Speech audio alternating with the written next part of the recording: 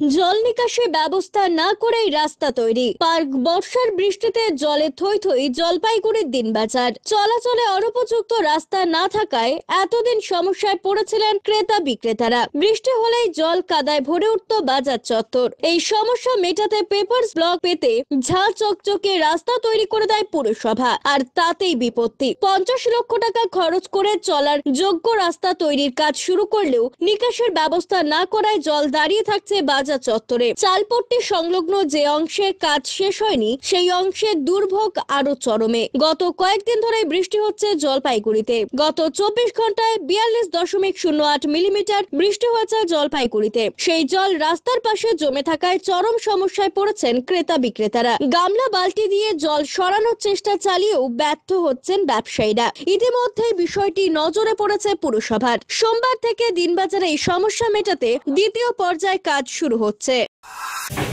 এখন জল যাওয়ার তো কোনো রাস্তা নেই। এখন জলটাকে যদি কোনো রকমভাবে বার করা যায় তাহলে তো ভালোই হয়। এই জলটা যাওয়ার ব্যবস্থা করা যদি আপনারা দেখবেন যেন জলটা পার হয় সেরকম কোনো ব্যবস্থা করে সরকারি তরফ থেকে কোনো ব্যবস্থা হয়।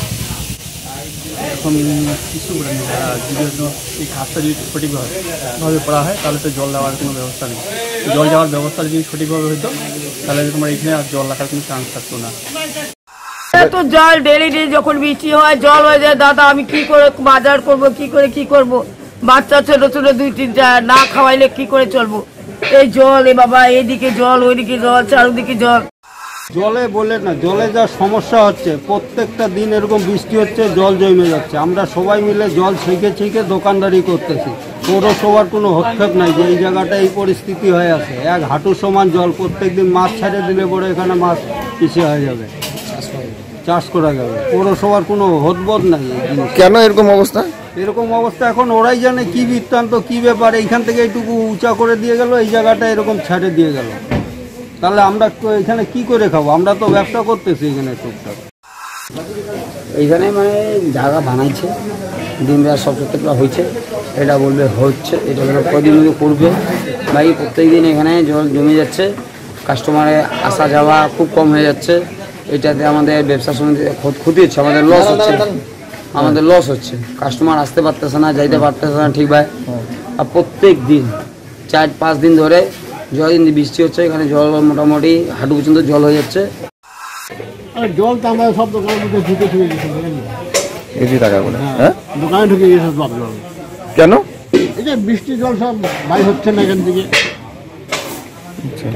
সমস্যা হচ্ছে তো। হ্যাঁ, অনেক সমস্যা আছে।